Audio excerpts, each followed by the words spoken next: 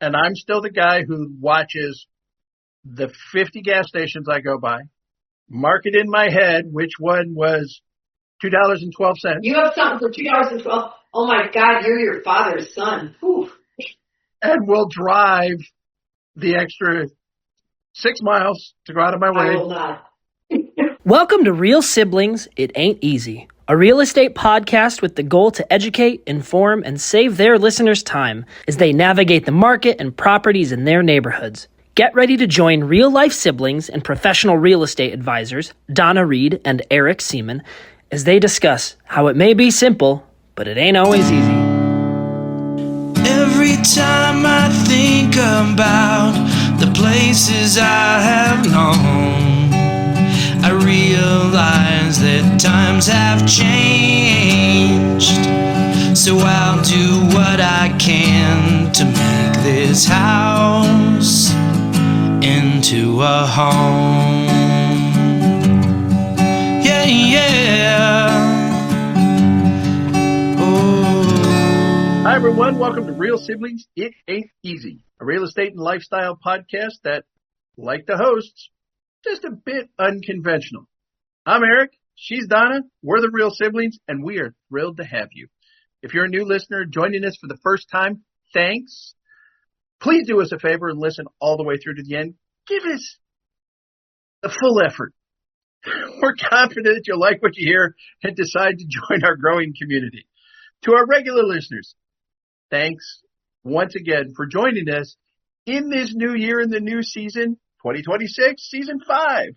We believe our unique blend of real estate together with lifestyle is informative and enlightening. Our topics vary. Conversations always go in a lot of different directions, but we endeavor to provide our listeners with insights into the industry, better equipping them for their next real estate transaction.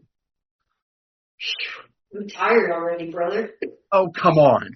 So is this episode, in my brain I had 76, but I think you said it's 78? 78 with the weird production schedule. And it's 78, number 78. We've done a few bonus episodes, so. Okay. I wanted it to be 76 since I graduated in 76 and this is my 50th, Yeah. Okay. But we'll go with 78. So the truth is that you and I were chatting a little bit, but not a lot because you've been busy through the holiday season with your other job. And we've done a lot about lifestyle. So the last few episodes were shorter episodes, mostly where we talked about hope and joy and peace and love. And kind of reminisced a little bit, talked about how it affected our lives, didn't affect our lives, and how it relates to our everyday work and things like that. So we decided that it really was time to talk a little bit about numbers and real estate. Real estate again, although not a full market's on the 8 for our regular listeners. That's still coming to episode 80. Yeah. You and I had a conversation the other day just about how hard the market is, about listings that haven't moved and what's happening and interest rates, the world, the cities that are doing well in the country, the ones that aren't related to sales and stuff like that.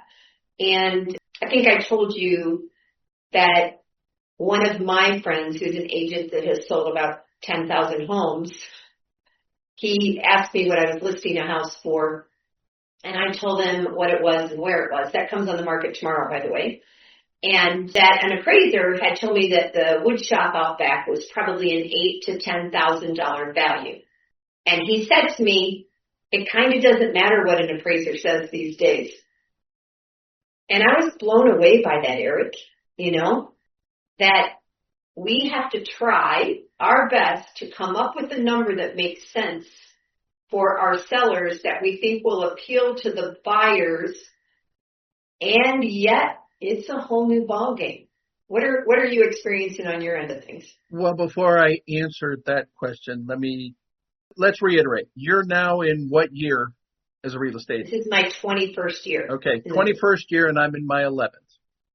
So in your 21 years, toughest, harder than 5, 6, 7, 8, harder than that. Yeah, okay. And I told you in preparation, I was in a meeting the other day with agents who raised up an agent that have been doing this for 43 years. And as we sat in a mindset kind of configuration, they said, 2025, toughest market they've ever had in 43 years. 43 years. And she caveated that by saying, that means when we started, the interest rate was 16.5%. I think Gilroy paid 14% when we bought our first one. How many years? That would have been about that long ago. Right. And my first house here in San Antonio, 1992, was 13, 14%. And didn't even think about it. I needed a house. You borrowed money, it was 14%, which was tax deductible. 10% less than what a credit card is, right? At that point, not only your interest on your home, but credit card debt was tax deductible or credit card interest. So big changes in all of that. So yes, so that's impacted us. There's the value of the house. So when we were talking that interest rate, right, then we went to, but houses were a whole lot less expensive. Mm-hmm. And property taxes were far less than what they are now. And I'm in a state where there is no state income tax. So everything that the government derives, or the largest chunk, comes from being a property owner and paying property taxes. That's schools, that's cars, that's everything that goes on in the state. So we have a substantial property tax. But to think that it was nearly negligible in 92 when I bought a house compared to what it is now. Average house, $500 a month, property taxes. Holy moly. Right. I just shocked you, didn't I? You did. I was like, that's a lot, Eric. And that's still a pretty good rate at $6,000 a year. Does that include you kind of out on the perimeter? So we have San Antonio, you have all the north, south, east, west expansion like we do, and you're a good drive out of the city. And no, does not affect me because different school district, different county, different. It just is. Now, when we go to sell, since the way the county assesses value now to a property is driven more by the most recent sale, not kind of a legacy, it'll make a big jump. Yeah. There's a part of me, the cynic at my age now, our age, this white hair thing. I think politicians like talking about property taxes. They keep it an issue so that every single time the legislation is in session in Texas, they can talk about how they're going to increase the homestead exemption and lower the value of property taxes, while the county, on the other hand, is continually raising it. Mm-hmm. Interesting. As I was driving home, when we first thought we were going to start recording, and I was thinking about this, I sometimes think about the buying and selling of homes very similar to going to a grocery store. You can go into a grocery store and you get there on Wednesday morning and the ad ended on Tuesday night. And so what you're buying, the bag of apples that you're buying, you're like, oh, last night that was on sale. Doesn't matter because today it's not, right? Correct. And or from the perspective, because today I heard, now I haven't looked, but I heard that interest rates were at like 5.99 today and maybe 5.75 or something for FHA. So I'm stating that without 100% being positive. But if, like my youngest, who bought his house at 7.1, where does it need to go to make it economically logical for him to refinance? If, in fact, the value of the house hasn't gone up in the last year and a half. Okay. If the value hasn't gone up, so if the value has gone up for him, he would have more equity. He'd have more equity. Refinancing would make more sense. Refinancing would make more sense? Yes. Okay. But it hasn't. It hasn't. So. And taking this back around to where you started, you had a very seasoned, experienced agent tell you it really doesn't matter what the appraiser says. Yet, every single transaction we do that requires financing has an appraiser. By one person. one individual person's opinion. who comes in, and when I teach, I talk about the fact, whether I'm teaching at my office or whether I'm teaching at the Realtor Academy and teaching future agents, like, you don't mess with the appraiser. It is, I don't want to say white gloves, but you just don't. You cannot potentially in any way risk being perceived as trying to impact the valuation. There's also the side of it where people have bad days. They left their house. They were angry with their spouse. Things were not going well there. They get in traffic. Mm-hmm.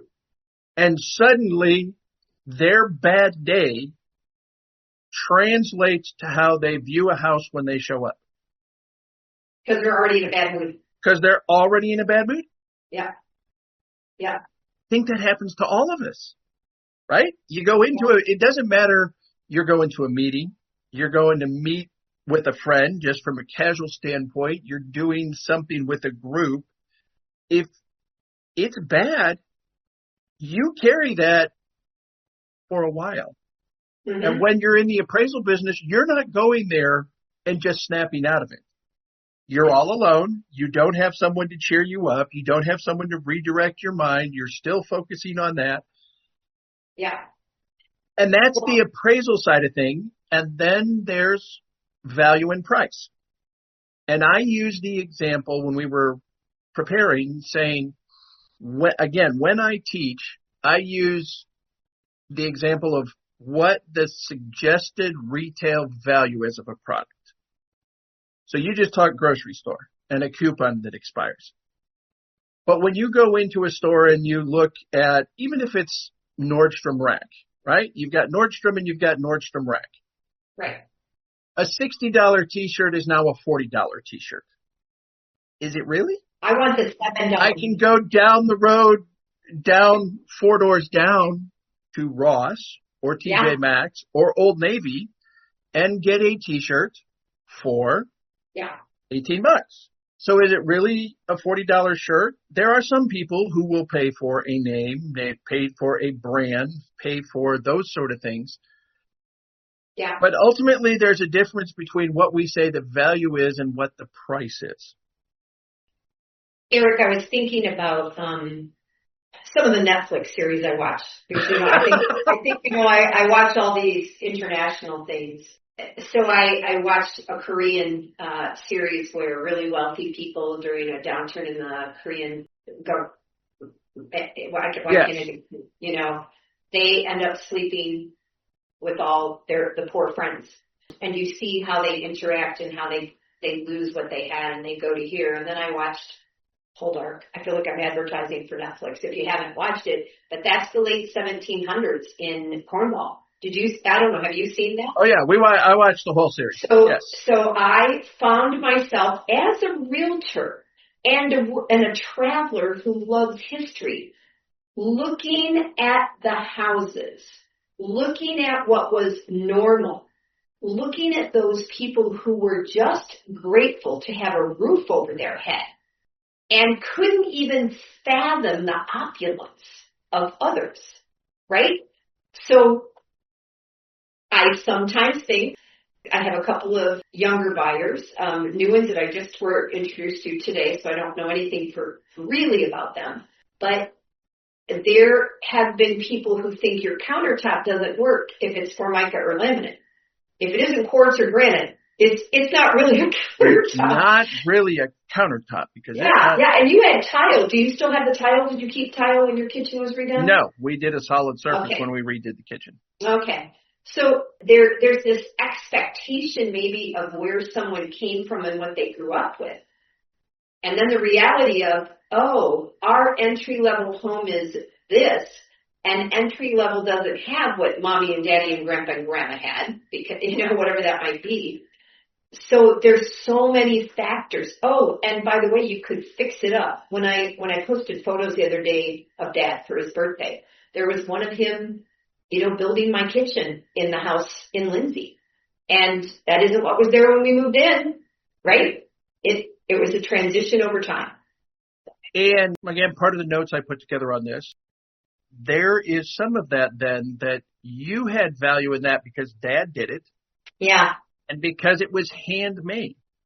Yeah. And we know with Dad making it, Dad was probably 95% accurate. Mm-hmm. There are things related to those cabinets, those shelves, which were not professional cabinetry standpoint, but they're handmade. They're solid oak. They were made by somebody you cared about, but is a new buyer coming in going to look at those oak cabinets and go, yeah, those are okay. Right. It's not the pop. I think I was sitting and looking at the hutch that Dad made and how he made it to fit over a cold air return in the house, on Main Street. And I'll never get rid of it. Do I know whether any of my kids will care about that? I hope because Dad made it that some grandkid or great grandkid at this rate, one of Dan's kids could be interested in it because their great grandpa made it, Right. But who knows? Right. So taking this back, yeah. We as the professionals use a comparative market analysis. That's what you call it in Arizona too, right? Yeah. There are some others where it's a broker's opinion of price. Mm-hmm. BPO, yeah. So you've got those two things, but when it comes down to it, we put it on the market at a value of $302,500. It is what the buyer who is inclined enough to submit an offer, that becomes the price. Right. And that price then, when it closes, impacts future value on the other properties because that's the new market. Yeah. When I talk to clients about that, I try to explain to them, it's like, look, your neighbors down the road hated each other when they got their divorce. They just wanted to get out of the house. So they sold at a less than market price, which as soon as it closes, especially from an appraiser standpoint, appraisers can only use sold houses, becomes the new market. Yeah. If it's a similar, comparable, without making all those adjustments that have to be made. And there's a whole process there that we use from a market analysis that we do that is influenced by, but not the same as what an appraiser does to determine value on their side. We look at some of those things trying to go, your point a few minutes ago, is it granite? Is it quartz? Or is it a countertop? Yeah. A functional countertop is anything you can use. Put your coffee pot on, put your toaster on, chop and prepare vegetables. Yeah. And we're going, someone is going to be willing to pay more for this because of these things. Yeah. The market we're in right now, not necessarily. They're going, I'm going to get myself a bargain. Yeah. Now let me tell you, this morning I talked with a realtor in Morristown, New Jersey, and she had to hold her hand up and show me where she was related to New York, and it's kind of a feeder city for New York City, Right. Not Newark, but close enough that it's not the southern part of the state. Like 35 minutes into the city. And when Grant first went there, to New York college, to me, all I remember was coming across a bridge, paying tolls, being in a city, and New Jersey is small, and I thought, it's all city. Well, it's not. And she was talking about relocating. She's in her fourth house, and now they have 3 acres. I'm like, wow. And in New Jersey? In New Jersey. And their market is like ours was post-COVID. She wrote an offer the other day. There were 11 offers on the house, and they were the lowest offer. So while we're trying to deal with sellers being realistic because buyers have so many options, back there she's dealing with she's back to where we were like post-COVID, where I was showing 13 offers before we got a house. Right. And the interesting part of that is that goes against the migration and exodus numbers that we see nationally. It's like people are leaving California, coming to Arizona, coming to Texas. People are leaving New York, Going to Florida. New Jersey, that area, going down the East Coast, Yeah. heading to Florida. Yeah. Those are relocation states. We took in 94,000 people. If we took in 94,000 people who all sold their houses that were way too overpriced in the areas that they should be able to buy in our areas, right? Wow. Yeah. Yeah. But here we are. Exactly. And it's funny because I think I was telling you, because I've told this to everybody lately, that the listings I have 2 coming on this weekend, but I have several who have been owned by people for a long time. One that has a solar lease that's in a state. They're 1990, 1992, 1960, and all of them, someone will want to update. So one of them has a great kitchen. The kitchen was done, but then the dining room changed. And so the valuation of those is very different. And the one new one I have is halfway between Tucson and Phoenix. It's in a town called Coolidge near Casa Grande. Tends to be a place where some of the employees of the prison work, that work in Florence live. New subdivision. And the couple that bought it 2 years ago for $292,000. And they are separating, divorcing. I don't know for sure, but partly it's because his job. He's never home. He drives 300 miles sometimes in a day. So he's renting a tiny little $700 studio down here.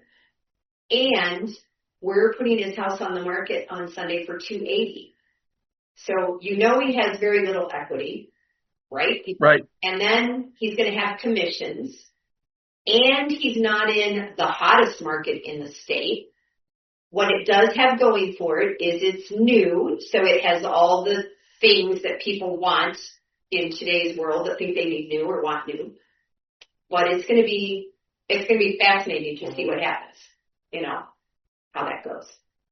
Right. And the one that I have coming on next week is a 1955 build that's been is it downtown? Greatly updated. It's in much closer to downtown than anything I've had recently. Okay.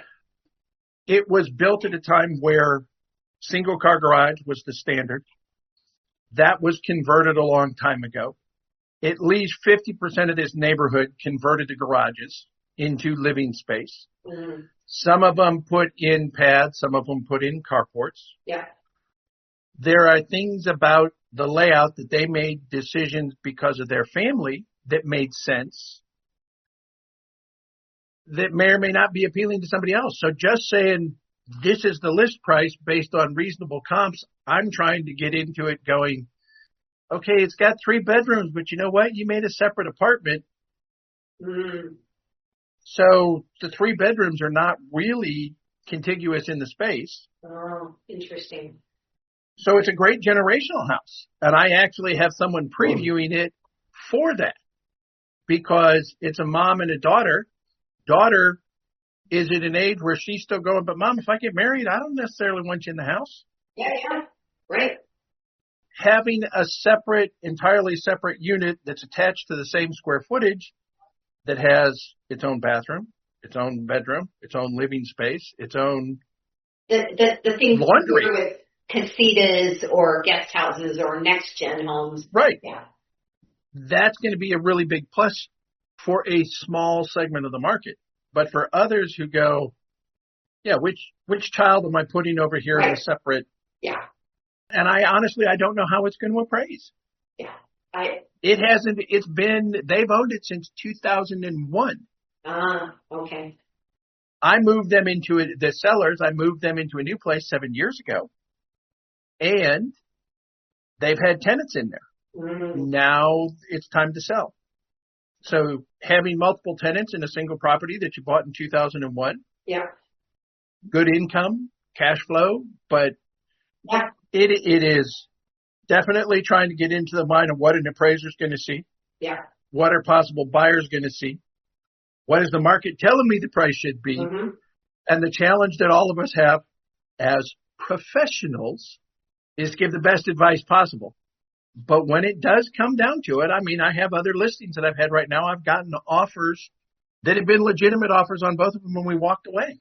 I remember you saying that for different. And now you're going, should I have taken it? Hindsight's great, huh? Yes. 2020. Yeah. Or 2015. So maybe not. Did we answer our question, or did we just pose a lot more questions that we need to bring in? I don't know. I think we need to let people know that we are doing our best in a very challenging market, and our goal is still to make everybody happy, right? We want the sellers, if we represent them, to be happy. We want the buyers to be happy. It doesn't matter which side we're on. Everybody needs to be happy, and that's a challenge right now. It is a challenge right now. Win-win is everybody's happy, right? There's a lot of people who don't want it, who want to be the bigger winner. Oh, yeah. Right? I did send you that one article that had come out through the Weekly Real Estate News, where they're saying nationwide median price went up 0.1 or 0.7%. Yeah. 0.7. And typically we are somewhere around 2.9 to 3.2 year over year gain. Right. So for a national standpoint, with higher prices, interest rates that have actually dropped, to look at finishing up 2025 saying 0.7, that's, let's see, 0.7 to 3. Yeah. That's almost an 80%, something like that. Yeah. No. Drop in expected value, and it's like, yes, but it still went up. Yeah.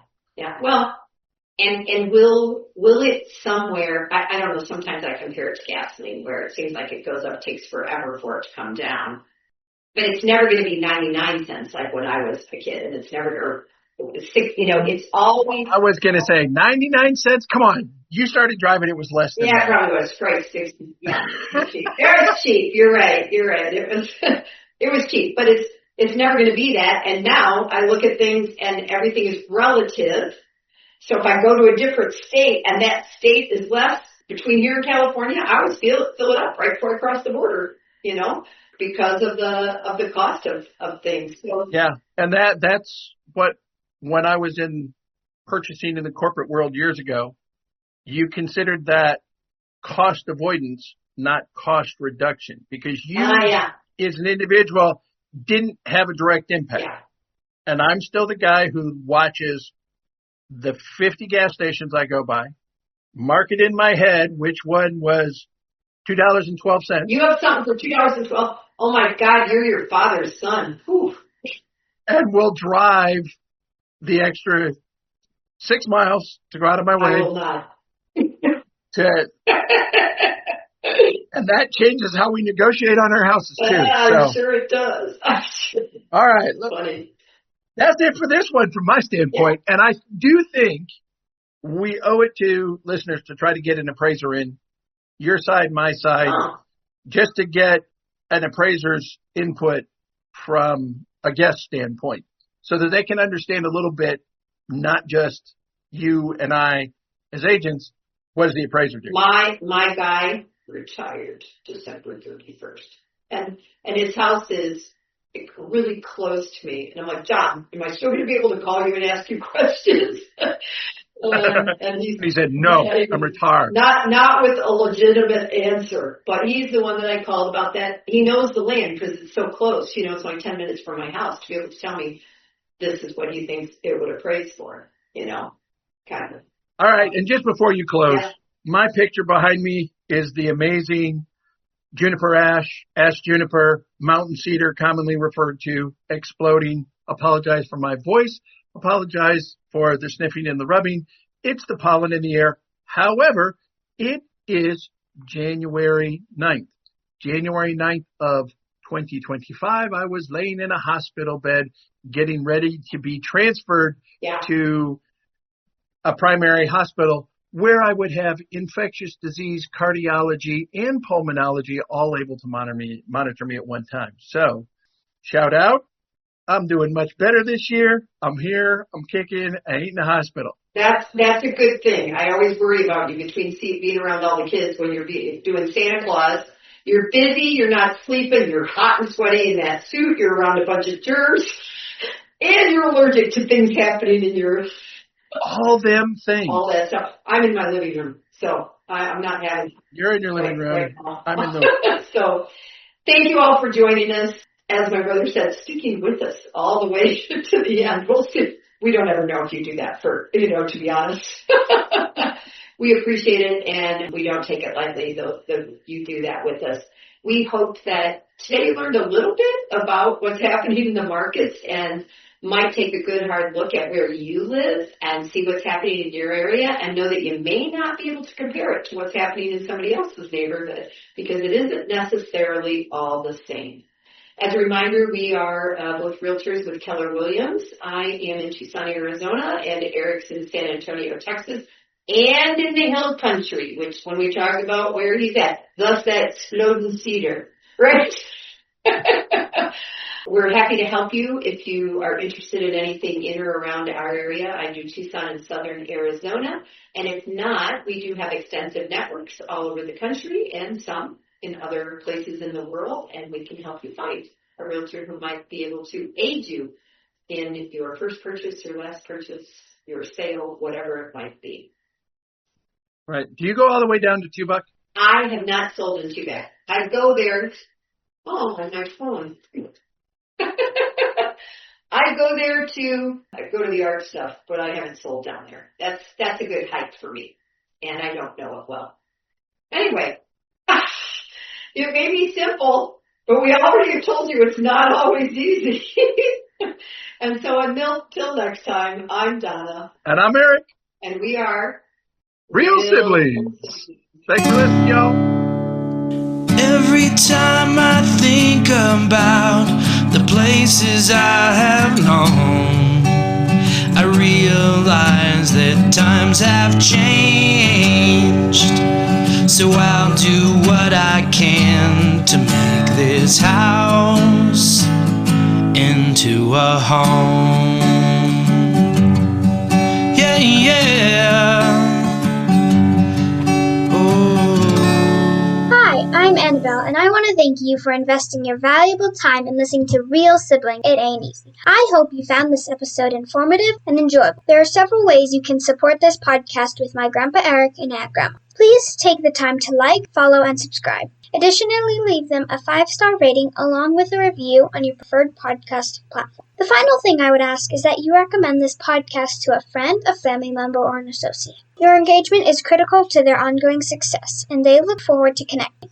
Check out the show notes Grandpa put together with their contact information, including emails, phone numbers, and website. And remember, the Real Siblings look forward to hearing from you.